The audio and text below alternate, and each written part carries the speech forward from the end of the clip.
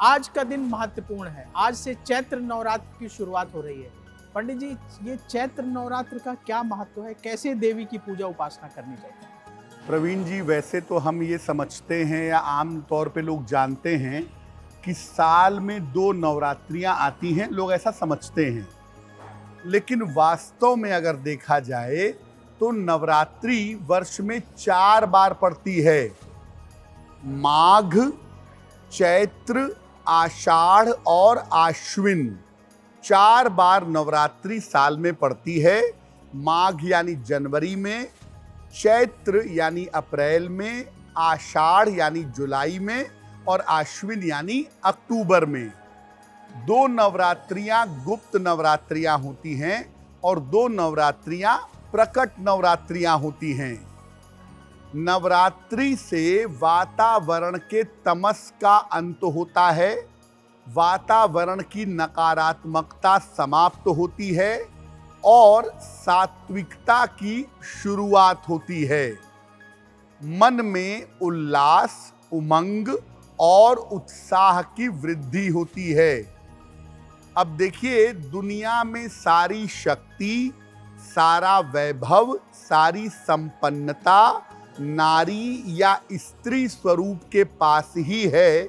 इसीलिए चूंकि नवरात्रि में शक्ति पूजा होती है, इसीलिए नवरात्रि में देवी की उपासना की जाती है।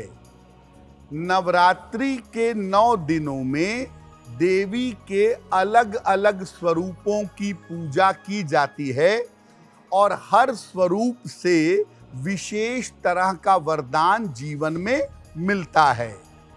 और अगर आप नवरात्रि में 9 दिनों की साधना नियम के अनुसार सात्विकता और पवित्रता से करते हैं तो आपके ग्रहों की बाधा समाप्त हो जाती है।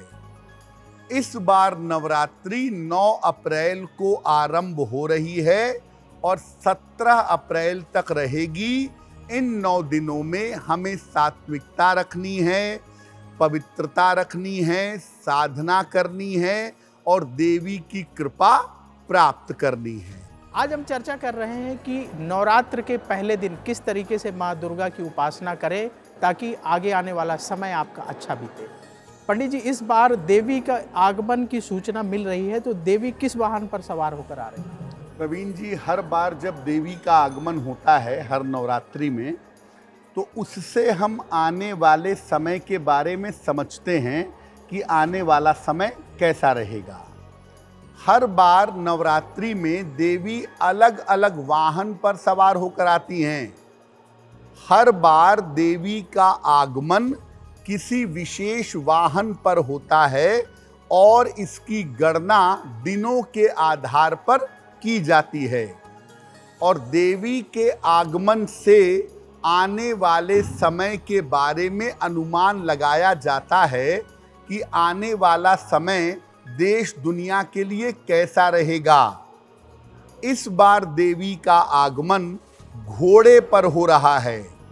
घोड़ा जो वाहन है, ये युद्ध का प्रतीक है और प्राकृतिक आपदाओं का प्रतीक है। यानी आने वाले समय में युद्ध जैसी स्थितियां और प्राकृतिक आपदाओं जैसी स्थितियां रह सकती हैं, ये संभावना बन रही है। एक आम आदमी के जीवन में बेवजह के विवाद हो सकते हैं, बेवजह की दुर्घटनाएं हो सकती हैं, इसका ध्यान रखना होगा। तो देवी का जो वाहन है इस बार बहुत मंगलकारी नहीं है। देवी का वाहन है घोड़ा और घोड़े की जो सूचना है वो इस बार अच्छी सूचना नहीं दे रही है। एस्ट्रो तक ऐप पर आपको मिलेगा भविष्य से जुड़े हर सवाल का जवाब। डाउनलोड कीजिए एस्ट्रो तक ऐप और चुटकी में जुड़िए इंडिया के बेस्ट एस्ट्रोलॉजर से।